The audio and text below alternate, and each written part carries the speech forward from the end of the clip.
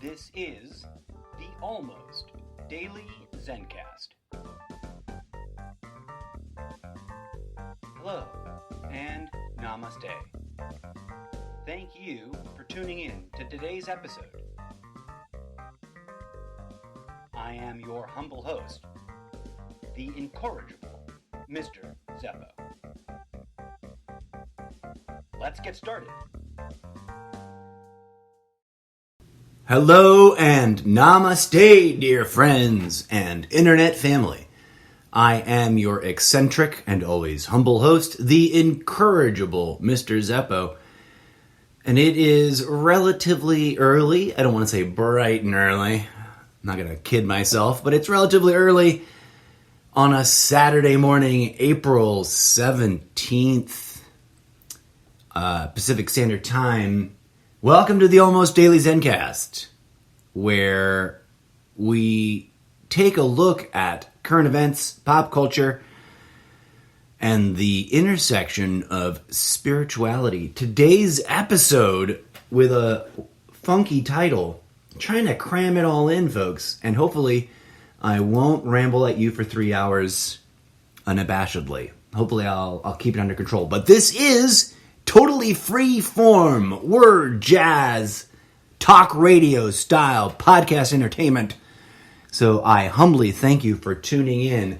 Before we kick off today's show, I just want to shout out to everybody listening around the planet. All the way from Cormi, Malta to Patna, India. Sunny Los Angeles. I don't know anything about Marietta, Georgia.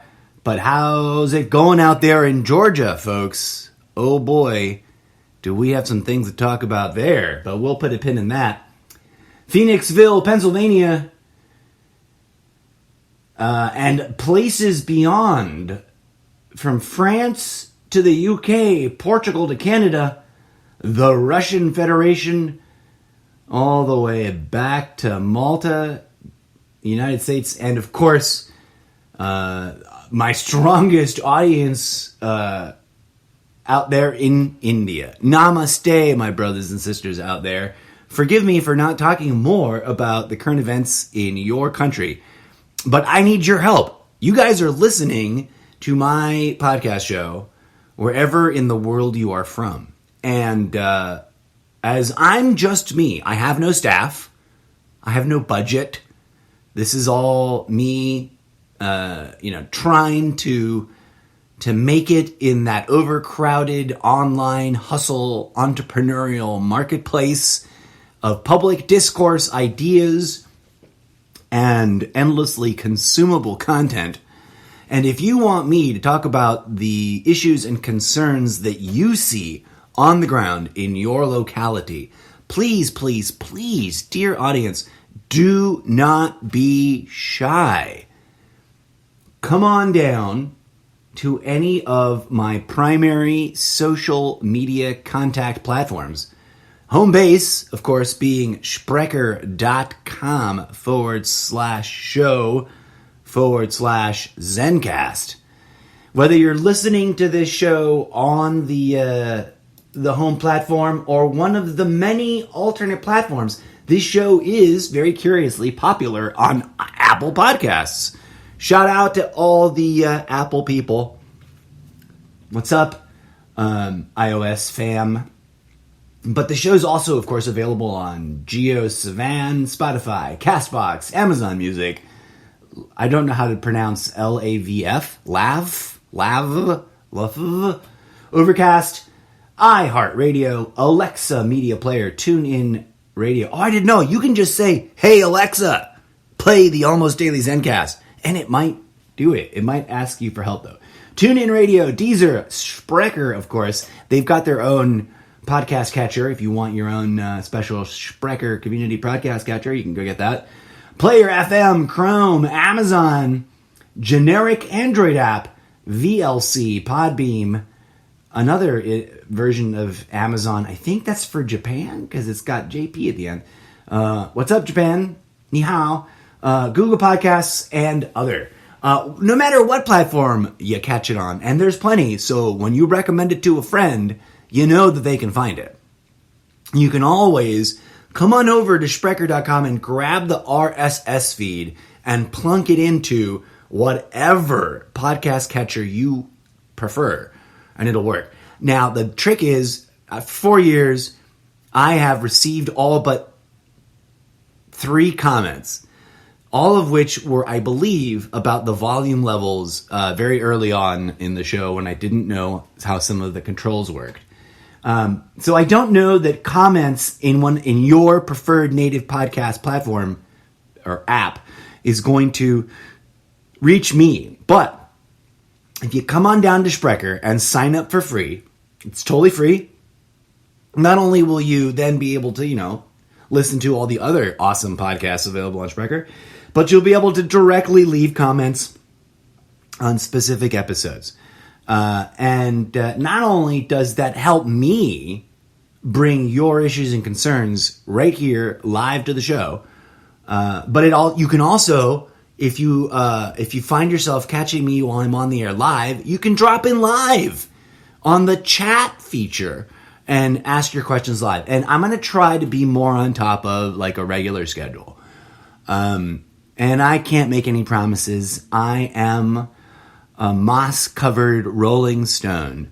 I don't even know if that analogy works. But you can also, to get to my point, you can also come on down to Instagram, although there isn't a one-to-one direct relationship with the episodes. So if you leave a comment, it may not track. I may not know what the hell you're talking about. But come on down and support the Instagram anyways. You just go to Instagram.com @Mr. Zeppo. Twitter also, although I never really log into that. But hey, if that's your primary platform, help me spread the word there. There's always Facebook.com /Mr. Zeppo. You can find the dedicated Facebook page to the show by searching The Almost Daily Zencast. And if worse comes to worse, if for whatever reason, and I make no judgment, friends, you cannot contact me on any of those other available platforms, and you can't go visit my Wattpad, and you can't go visit my OpenSea art market account, you can always email me directly at the incorrigible Mr. Zeppo, all one word, @gmail.com. Yeah. I bring that up because I'm really trying to, this year, make having guests on my show, and maybe even venturing out to being a guest on other people's shows, a thing in the next year or so. I almost said 90 days, like 100 days. Give yourself 100 days to get something done, and you'll know whether or not you can do it, right? Whether or not you've got the discipline, the willpower to get it done. So we're going to do that. I've also, finally, after much hemming and hawing, had the one technical widget necessary in order to live capture, mix, and broadcast incoming telecommunications calls into the podcast. So now, not only can I just fantasize about taking a guest or having special guests talk to me remotely and worrying about audio quality, now I know I can test it, mix it, blah, blah, blah, set it up and do it, and it's there. And in fact, I've already got an acquaintance or two that have previously expressed interest. If that's you and you're listening, remind me, because, I may have lost track of you. I'm going to start trying to do special episodes with guest commentary soon. But okay, enough of the daily business, folks. Your support supports me as an artist. So listen to the show, tell your friends about the show, and click on through to my other platforms and websites and see my other offerings. Your support is appreciated. And like I was saying, I want to talk more about what's going on in your world. So drop me an audio note. That was all preamble to say this. Either on direct, so I don't usually pay attention to my DMs, but now I am very appropriately, consensually inviting you to step on into my DMs, because if you want to drop an audio clip, the simplest way to do it, because now I can mix them and play them into the show without worrying about transferring files and hoping that the format is compatible, I can just hit play and it'll get captured and broadcast. You can DM me short audio clips. Please keep them under the maximum time frame. For now, I'm going to set it at 4 minutes and 20 seconds. A, for sense of humor. B, because I think that's a lot of time in Radioland. But I also don't want to sound stingy and send me your best 30-second clip. You got 4 minutes and 20 seconds. If you go over, I will cut it off. If you're under, great.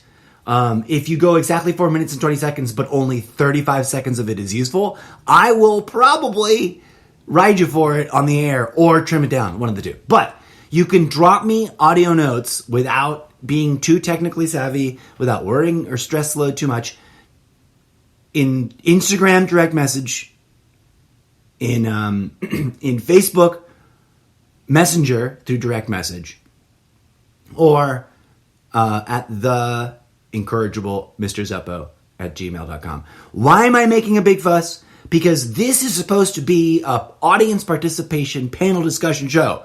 And for 4 years, it's just been me rambling. And y'all probably, despite your beautiful dedication and continuing practice of listening to the show, y'all probably getting a little tired of it, aren't you?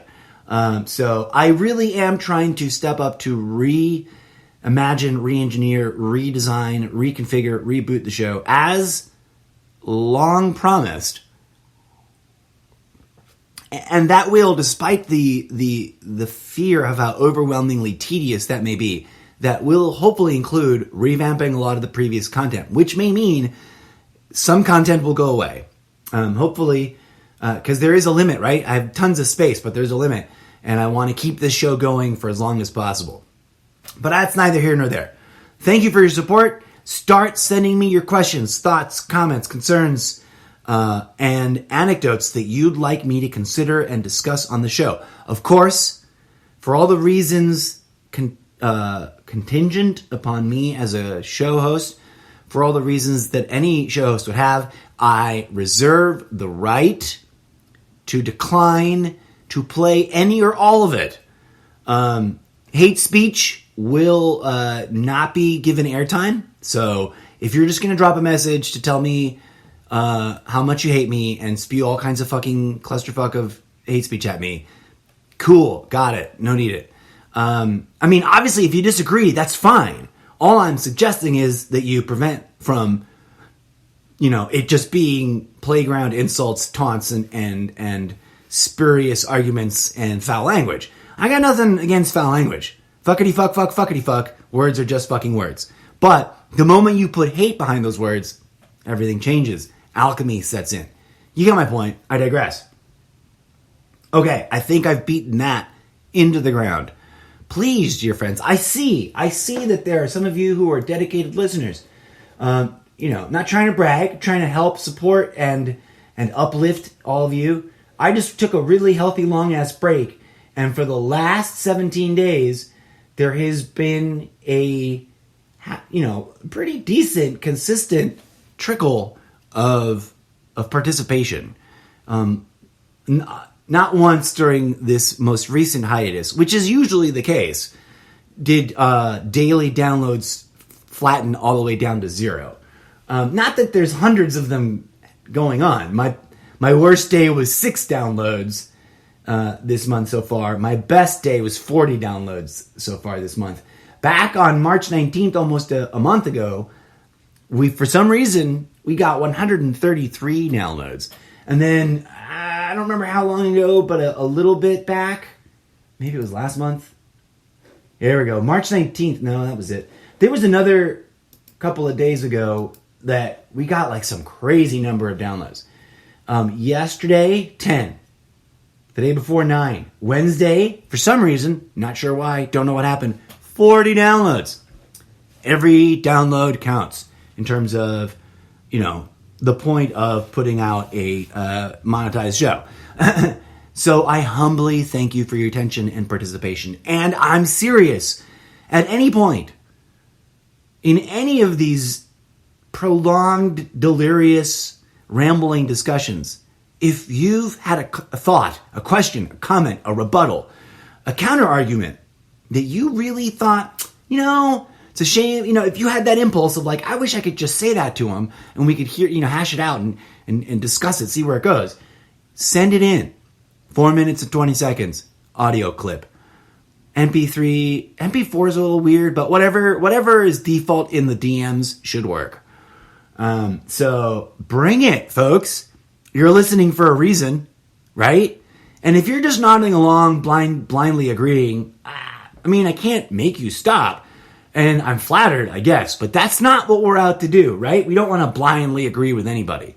We want to be enthusiastic about, hey, we resonate, and then process and think and analyze, do some of that critical thinking that so many people on the internet are so fucking boastful about that then they kind of seem not to do so much of. I digress. This show will be a million times better the moment there's a steady influx of audience participation, submissions, so that we can get into it and discuss things. So there you go. All right, DJ Zed, ever vigilant, is giving me that look like you're over time, my friend. Time to relieve your ear holes for a second of my droning and obnoxious voice with the following digital ditty, which ditty, for those of you who've never heard that anachronism, is a ye olde ancient times slang for bit of music. So I'm not saying anything controversial. It just means some music. Here's a little digital ditty called, you may have heard it before. It's not a brand spanking new one. But don't worry, there's all kinds of new groove in the mix. And awkwardly, it's not on a weekend, but this Tuesday, brace yourselves, because we're going to have an epic animatronic and flesh pod dance music party featuring DJ Zed and other artists. It's not too late, folks. If you can email me your danceable bit of original music to theincorrigiblemrzeppo@gmail.com, you still got time to get it included in this Tuesday's mega dance party.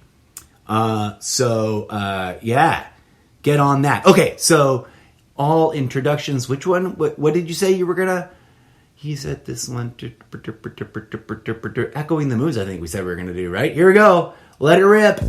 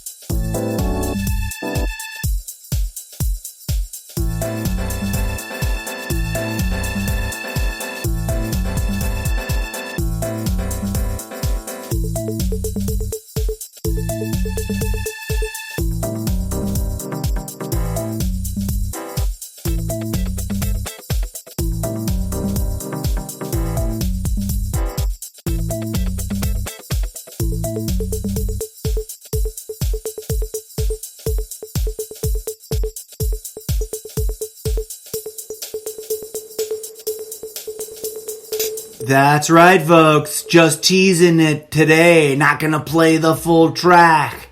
Giving you a reason to come on back on Tuesday. All right, man and woman, ladies and gentlemen, dudes, my dudes and dudettes. May the dude in you abide. Here we are, friends. Today's episode, The Matrix and Our Illusion of Control Through Violence.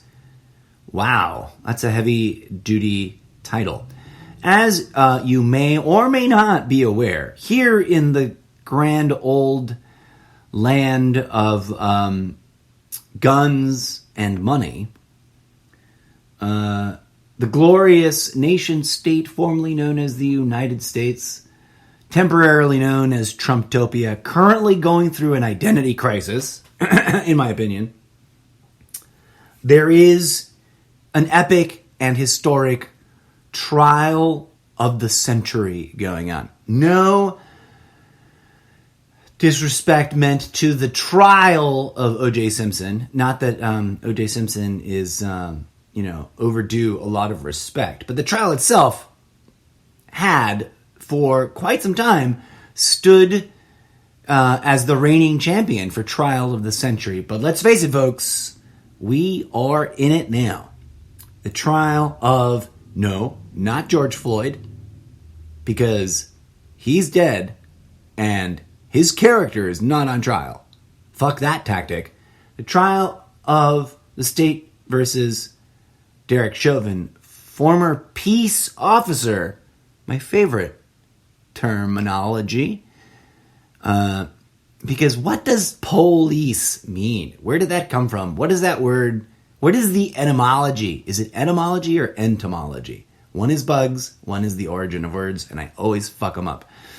What does the root of police really mean? I mean, we all are familiar with the plain, simple, glaringly kind of grotesque fact that as far as history here locally in the United States, the very first police forces were actually runaway slave hunters. Plain and simple. Now, plenty of time has gone by since the good old days of overt white nationalism and slave ownership, but here we are in the midst of this clusterfuck of political chaos that is very deeply associated in an undeniable way with a sort of reformed, watered down, yet still potently violent form of white nationalism. And anybody arguing that that is spurious or a straw man argument or fake news or any of the other dismissals is maybe participating in the absent-minded, nimbistic, what's the word? Plausible deniability, kind of like letting it pass. Oh, darn it. Sorry for the interruption there. That's my my alarm clock. For my lazy days on the weekend, I set it for 9:30, presuming I'm not going to wake up any earlier than that. And for some reason, I wake up earlier than that sometimes. And then I forget to turn off the alarm. And it rings in the middle of the podcast. Okay, so there's that. All the things I was just saying is going on. And that's the thing. And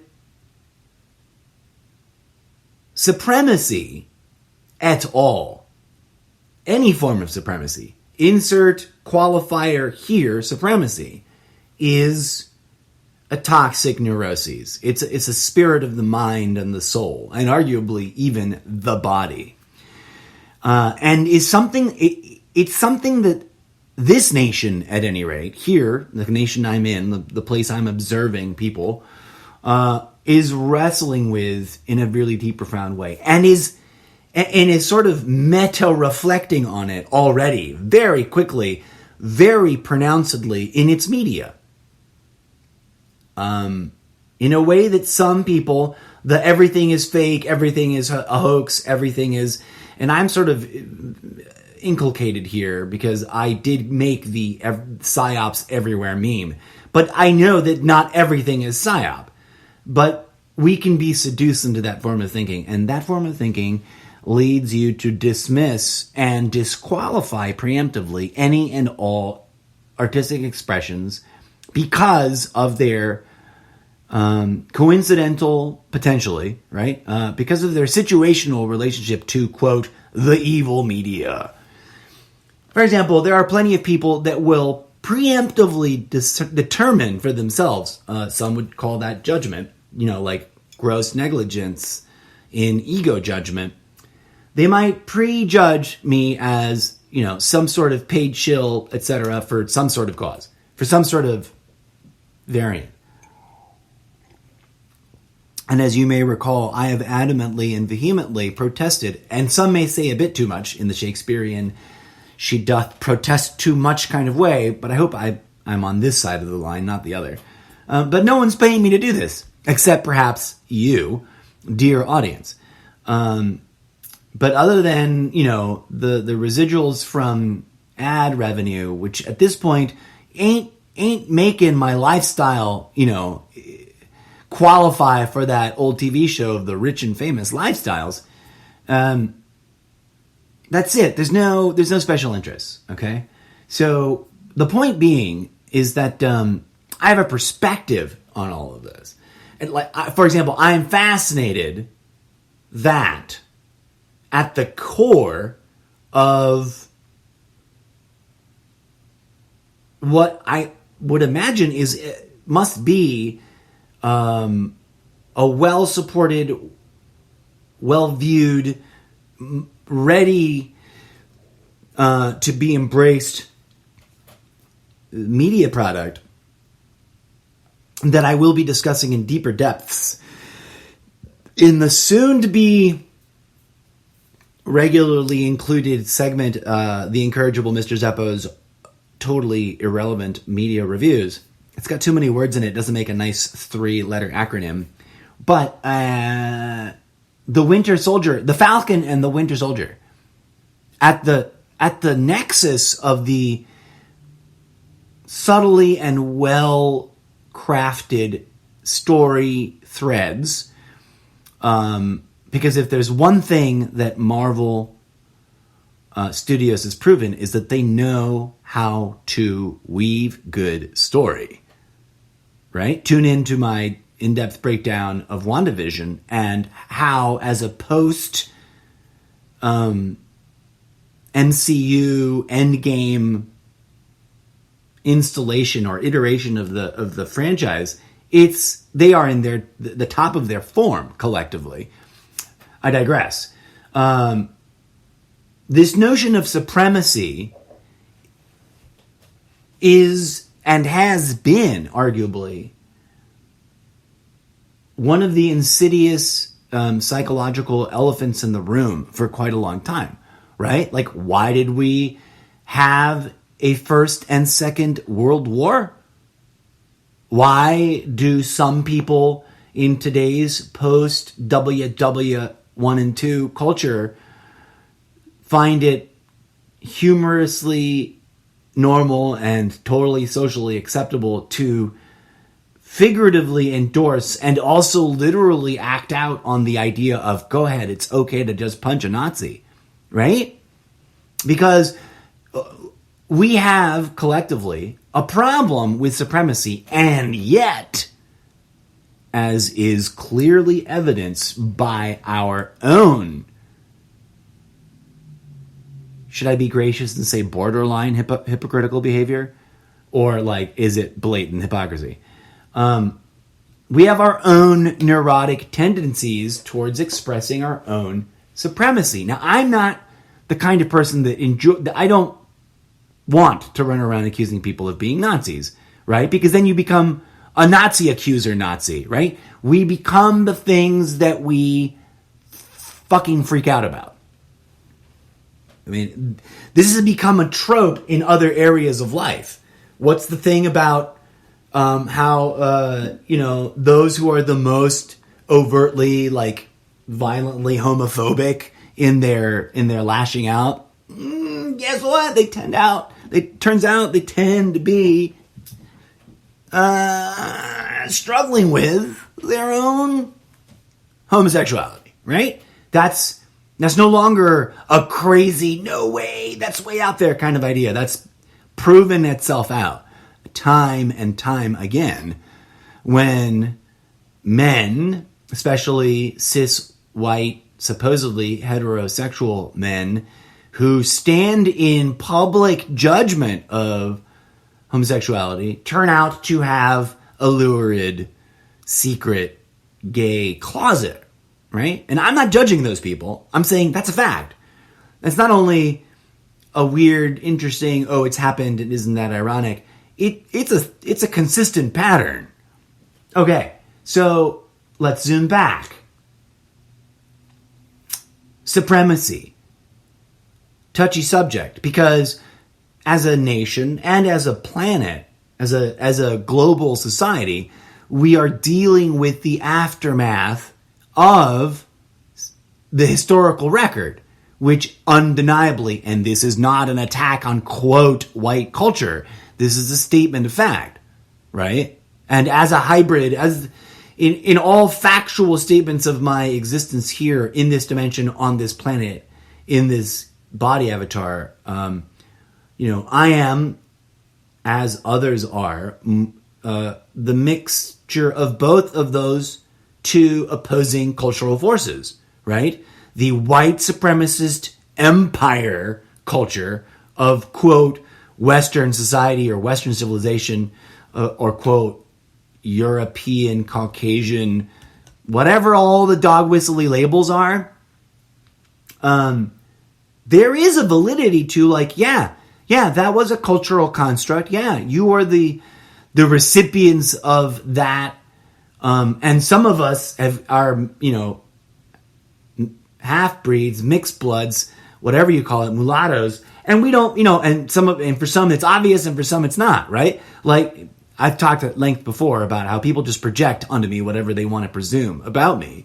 Because I'm such a weird, interesting mix that to people's minds, their pattern recognition process just defaults to whatever their assumption is. People assume I'm white. People assume I'm their ethnicity. People assume I'm one of their favorite alternate ethnicities that they don't, they consider other but not in conflict, etc. We can go on and on about that experience. But there's a very real issue going on, being processed. In the spiritual community, there's a lot of talk at the individual consultation level of healing your generational trauma. You may be familiar with this if you spend time checking out pop cultural spiritual content.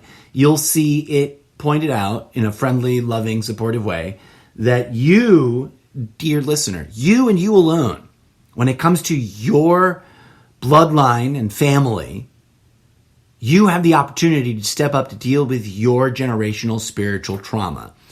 Okay, that's true, right? And I bring that up in the context of this discussion that's touching on supremacy as a problem, specifically as we're coping with white supremacy or Caucasian supremacy or Anglo-Saxon Judeo-Christian Western cultural supremacy. If you want to make it sound less anti-racist, racist, you know what I mean? Like, we don't want to become the hatefulness that we oppose, is the warning I'm trying to get at there. We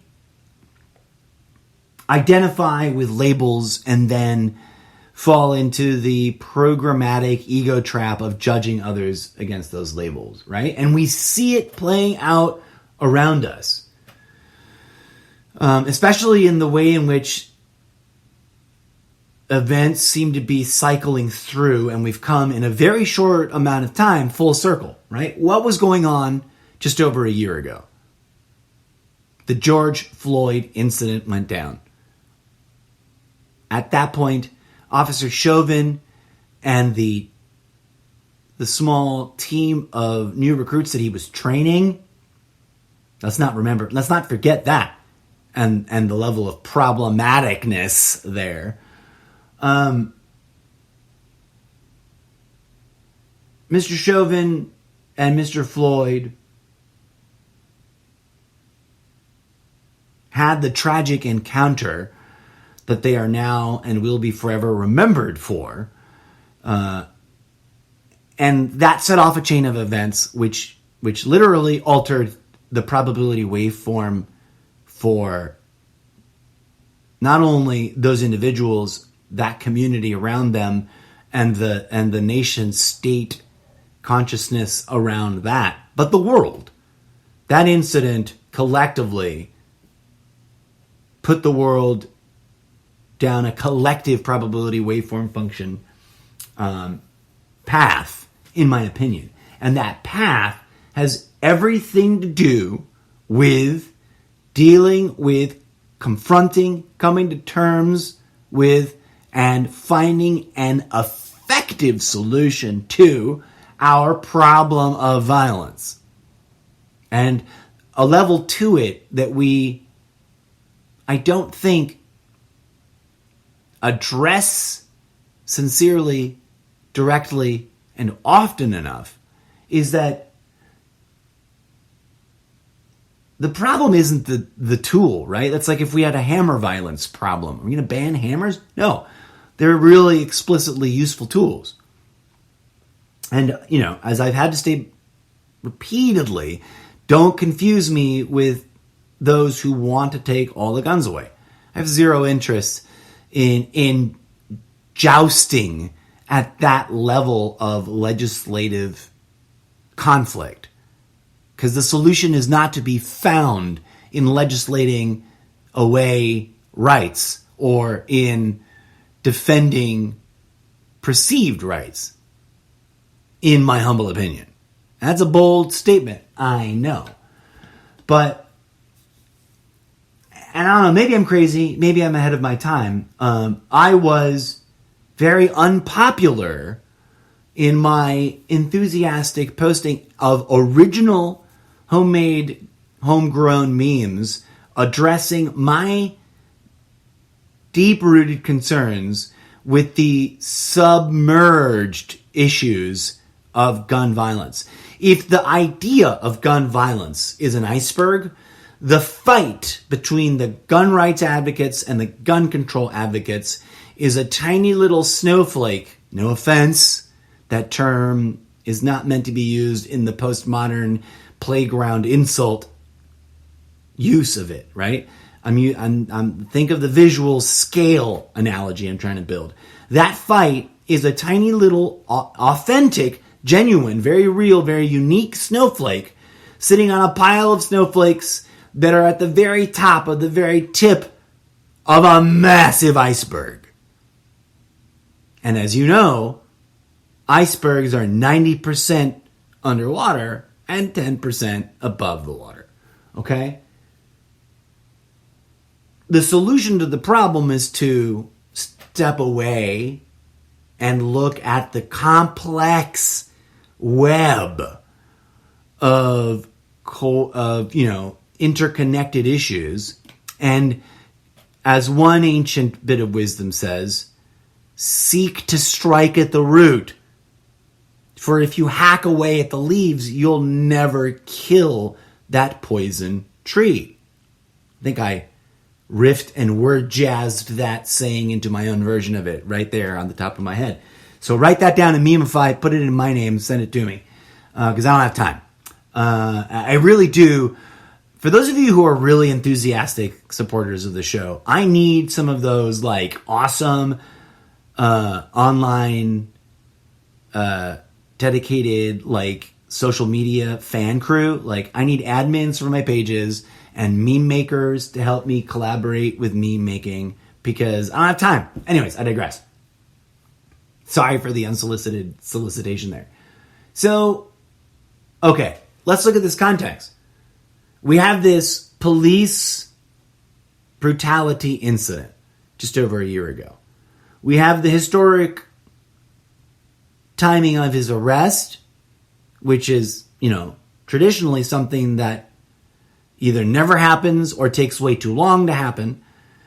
And then we have the added historic level of his indictment and the long, year-long journey surrounding that of the public discourse, public protest, events of rioting, and other ancillary acts of violence.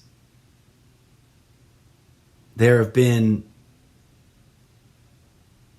revenge shootings against cops. There have been other cop-related incidents of violence, which, giving them the benefit of doubt, may or may not be related or motivated by this escalation of judicial action against cops. It has been a long-standing and very problematic issue. Never mind the fact that we added qualified immunity, right? Cops, and I don't hate cops. I'm not an ACAB, endorser. Cops are people, man. They are people who, if you look at it from a certain perspective, they're being trafficked. They are being manipulated and abused. No offense. I know that there's some people who are, supporters of and, support the troops, support the officers, and or holders of these jobs that may come off the really wrong way right up front. But, and I don't mean that in a judgmental way, but it must, collectively, we must all set aside our job descriptions, right? Take a step back and look. Where are we? In the middle of this historic trial, which is dividing the nation, which if we had had nothing but civil peace from the beginning of, how many days has the trial been on now? I saw on one media estimate 25. That didn't sound right. And then on other live coverage, as they were reintroducing the trial and getting back into it after a break, I think they said that we were like day 15 or 16 or something like that. That made way more sense. But I digress. Opening and closing arguments. What am I saying? Closing arguments from both the defense and the prosecution start on Monday. And I will be doing some special coverage of that and doing some special deeper discussion about what I think about that. I've got some notes already hidden, tucked away. But it's a landmark moment. Even if we had, like I was saying, even if we had peace and just peaceful protests and some sort of bridging the divide unity between those who wish to protest for the purposes of demanding justice and those who are working the jobs of being keepers of the peace and protecting and serving those. If we had had some miraculous breakthrough, some unity bond, and some solidarity, this would still be an epic historic moment with so much potential that is hitherto untapped and could possibly be mostly left untapped and let slide by and neglected and wasted. What kind of potential is that? A potential to transform the way in which we comprehend these difficult and challenging human interpersonal relationships between the law, how we execute it, and the officers that we charge with the difficult and dangerous duty of enforcing it, right? Because they do deserve our support. But that support shouldn't be blinded by meaningless goose-stepping order following, right? We shouldn't just blindly support the human beings that we put in toxic situations and then sort of apply pressure to and create, that creates problematic systemic issues. We can't just blindly support that. We need to intelligently, conscientiously, mindfully support those human individuals behind the badge, wearing the uniforms, and build a unity coalition to reform their own terms of employment so that they're not employed by a system that is physically, psychologically, emotionally, and spiritually toxic and abusive and puts them in situations in which they are, here we come full circle to the point, the title of the show, blinded by the illusion of control through violence. No one should suffer that torture, to be blinded by the illusion of control through violence, because violence renders only death, ultimately, or the damage as you approach it. It renders pain, suffering, carnage, death, and more violence. Let's say it with me. Violence renders only pain, suffering, carnage, death, and, most importantly, critically, toxically, more violence. If there's anything we can glean from the current paradoxical situation that we find ourselves in of this history-making trial, and of course, let me just say, as I've said before, as in all legal circumstances where someone's on trial, etc., innocent until proven guilty. I have the right to suspect where that turnout will be, and I have the right to speculate about, how we might get that conclusion. I speculate that Mr. Chauvin has cause for concern that he will be found guilty on at least one of the various charges that have been brought against him. In fact, if I may dip into a little bit of my commentary about the trial, which I want to reserve for a little bit later, most of it. But if I was in his shoes, I would not be happy with my lawyer. I'm going to leave that there to simmer away until we get back to that in a future segment. But the contextual thing, right? Okay, details of that event. A $20 bill suspected of being counterfeit. To the best of my understanding, we don't know that it's been tested. It hasn't been part of the trial. I haven't seen 100% of every second of every moment, so who knows? But I could be wrong. If I'm wrong, forget it. But to the best of my ability to gather, suspected, unverified, never tested. If it was tested, it was after the fact, because what's important is on the ground, in the moment, on the streets, in the call, Peace Officer Chauvin and his group of trainees, in my opinion, from the get-go, not to spill all the beans on my future episode, but, he made a choice. They made a choice in the way in which they responded to this call. Now, it is meaningless in terms of the trial, and I understand this, but I'm doing it anyways. In terms of the trial, it is meaningless to speculate the what-if avenue of questions. What if that had been a white woman at the store with a suspected counterfeit $20 bill? In terms of the trial, pointless.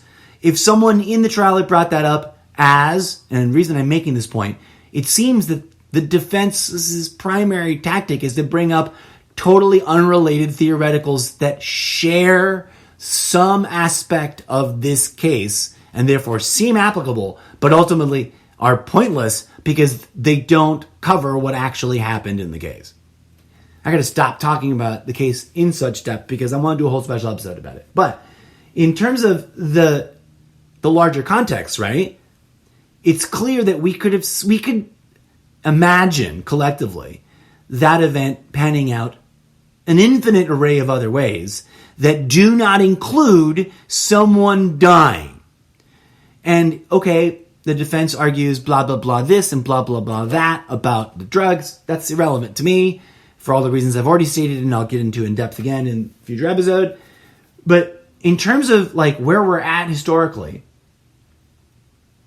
there is a universe, a parallel universe somewhere, in which the exact same set of individual personae or players or people, and this very almost exact same set of circumstances happened, but some undetermined set of variables, some elusive, transcendental set of variables rendered a completely different outcome.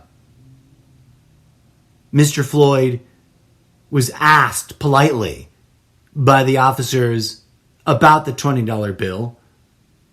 Mr. Floyd was invited by subpoena or a ticket or a summons to go to court and make his argument about why he shouldn't be fined about the supposedly, to find out if the bill is counterfeit at all, and if it is, to argue his case for why he shouldn't be legally in trouble for it. That's how it coulda, shoulda, woulda, mighta gone compared to how it did go. And I argue vis-a-vis my complex and nuanced meta theory about the cosmology of this multiverse that we literally live in, there is a universe in which that happened.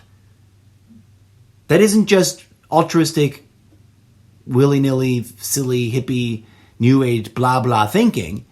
That's a ramification of quantum mechanics and multiverse, physics. If there's a multiverse and every probable outcome is being explored physically through the branching of probability waveform functions, then there is a universe not very far from our own, right here in the parallel layers of multiverse, in which George Floyd did not die that day. Okay? Now, that is the one theoretical question that does have validity in terms of the legal trial that we're witnessing in our universe. But I digress. What can we glean from just comprehending the possibilities? What would have been realistically possible as an altruistic best possible outcome, right? And what does that have to do with the larger context? Well, we can draw a lot of inferences, and it also just begs a lot of questions. And I say to you, dear friends, those questions are worth contemplating. Those issues and those concerns and those insights are worth meditating on. Because if we can conceive of the realistic, not altruistic, don't dismiss it as altruistic, the realistic, possible, probable, quantum mechanically feasible, alternate parallel universe in which Officer Chauvin was not spiritually, emotionally, intellectually compromised to the degree that he is here in this iteration, that he felt it necessary to deny George Floyd the aid that he is legally responsible to render when someone is experiencing physical distress, etc., then we can conceive of a realistic, plausible universe in which people don't fucking butcher each other with guns over any issue at all. Because it can be, never mind could be, should be, would be, it can be so. And vis-a-vis the implications, the deep and very complicated implications of my very real quantum meta theory of probability waveform function multiverses, it is. And if it is, then we can manifest that here by healing that which needs healing. The differential between that universe and this universe will give us insight into where that healing is needed. What kind of healing work is necessary? And if I may be so bold as to say, dear friends, it may have something to do with our illusion of control through violence. And given that the most powerful tool of violence at our disposal that we manufacture, sell to ourselves, and profiteer on is, all of the various forms of mechanized, death machines we know as guns. And we've been trying legislation, bans, modification, all that stuff since we invented them. And here we are. And we are living through a moment in which, while hooray, justice may very well finally be served in a fair and unbiased way as an example of the kind of justice that should be served to anyone who serves in any armed force, who then indulges in the act of killing others unnecessarily. Because, frankly, no matter what you can say about that situation, choosing to deny Floyd the medical aid that would have been necessary to prevent him from dying after the physical restraint was applied is the critical problem that Mr. Chauvin has. And is where, I don't know Mr. Chauvin personally, and I'm not a betting man, but I can speculate based on my lifetime's worth of experience and spiritual understanding from 30 years worth of research, that if I sat with him or someone exactly like him that did something almost exactly like what he did, if I sat with him in a, faux, I don't want to say faux, in a shamanic sense, I'm technically not entitled to technically label myself that way because I've got no certificate, I've trained with no one. But if, let's say I brought in a shaman or two and we collectively sat with him for a week or so, we would discover deep, profound spiritual trauma that needs more work. And if we did that with everyone, this new lady, and this is the deep pain, the deep irony, and mind you, one of the reasons I've been on the air recently is that I have been processing the empathic pain in this, in this gestalt right now. Because it is a painful irony that as we strive towards a more perfect attempt at bringing justice to those who fail our system of peace protection, to call it something that should hammer home the point, others are being, we have others shooting and killing each other. We've had no less than 2 major high-profile police-related shootings during the run of this court case, and several other plain old ordinary civilian on civilian ordinary domestic shootings, and a couple of, quote, mass shootings.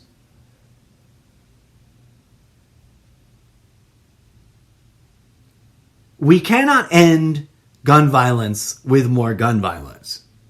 I do hope you've gathered in the 4 years worth of content, whether you've been listening in a sort of straight through or jumping around chaotic kind of way, that I'm adamant about that.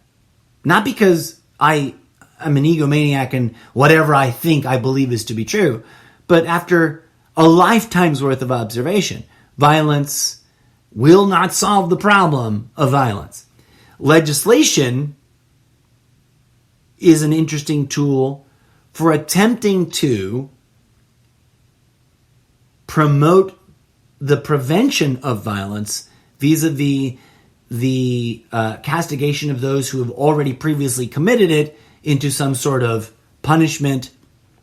And one must remember, we should never forget that it's supposed to be correctional in nature, right? It's no longer trendy to call them correctional facilities. In other words, we weren't supposed to just beat these broken, violent offenders down into submission. We were supposed to find ways to help them correct their problem. We, of course, abandoned that functionally in terms of the way these correctional facilities have been run and the way the entire process has migrated from a state system to a for-profit privatized system. It's a whole nother episode, folks. Put a pin in that. But I digress. All of these various issues have a Venn diagram that if you really plot it carefully and think outside the box, and think, in terms of organic circles, the Venn diagram will lock in on or focus on this issue of spiritual trauma. Spiritual trauma is real. Spiritual trauma can be addressed. Spiritual trauma, once you take it seriously, spiritual trauma is found at the root of all these different, disparate, seemingly unrelated problems. Peace officers who fail to comport themselves with the safety, security, health, well-being, and survival of the community they serve and the perpetrators they apprehend, they are human beings who take that job on, who swear those oaths, because they do swear an oath to protect and serve, do they not? Who then fail. They're not evil. They're not to be judged. They're not to be thrown away. They're not to be severely punished and then neglected. They are souls who are suffering.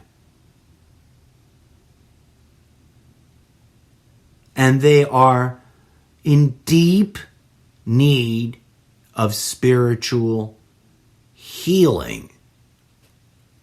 And if there was ever a time, if there was a clarion call moment in history, not to pat my own back, not to vindicate my own statements, but it's been over a decade, right? If there was ever a moment to go, oh shit, oh snap, maybe, just maybe there's a point here that it isn't about fighting over how to legislate this tool. It isn't about fighting over whether or not to ban it and get rid of it or take it away from everybody. It's about healing. If you heal a person and they own guns and they are truly, truly living through the process of transformative spiritual healing, call me crazy, but I'm going to guess that the odds are that in the future they're going to turn around and blow a bunch of people away at their place of work or shoot the next person they pull over for a routine traffic stop. It's going to go way down, no matter who they are. White supremacist or otherwise, right? If we stop vilifying and monsterifying and objectifying those that we label as white supremacists, and we start healing them, right? Because they are separate issues. Gun violence is gun violence is gun violence.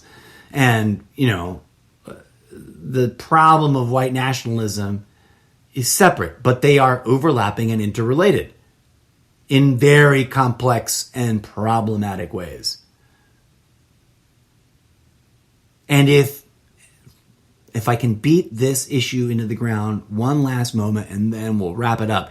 If we can get past, if we can transcend the pit traps of arguing about the symptomology, fighting over the snowflake at the tip of the iceberg, and we can get busy doing the heavy lifting required to extend the metaphor, pull that iceberg out of the water and look at the base of it so we can address the structural problems there, we will see change, progress, growth, and healing. And that metaphor means looking within to pick up that iceberg, which is an iceberg of our collective issues, and to pick it up and look at the base and see the algae and sludge and parasites clinging to the bottom of it. It's like turning over a rock, right? Another visual metaphor. That's us.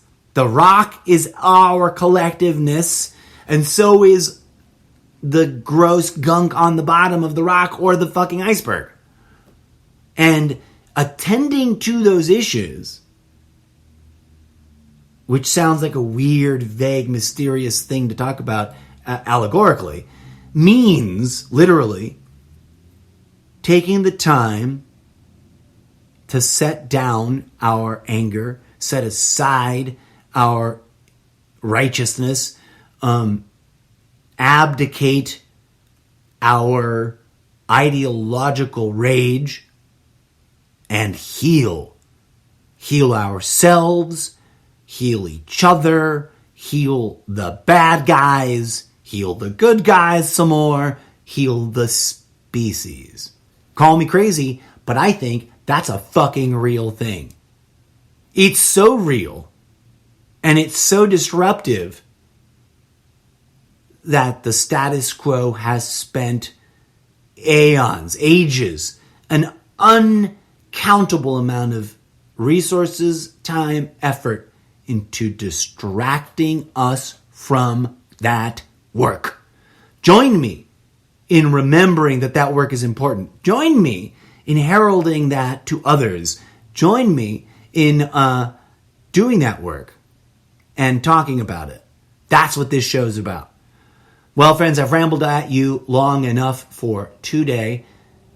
I humbly thank you for joining me, and I humbly beg that you please come on down to the social medias and help me share this show out into the world. Until next time, remember, being good humans is the path. Healing yourself is the work. May peace, love, and grooviness blossom in your heart. Here's a final bit of digital music entertainment to see you on your way for the rest of your day. Reestablishing the groove on dystopian dance floors. DJ Zed, a Clubhouse remix live audio track. By the way, that last one that I teased for you was called Echoing the Moves, and it was a house asset remix live track. Here's this new one. Peace out, folks. Enjoy your weekend. And don't forget to meditate.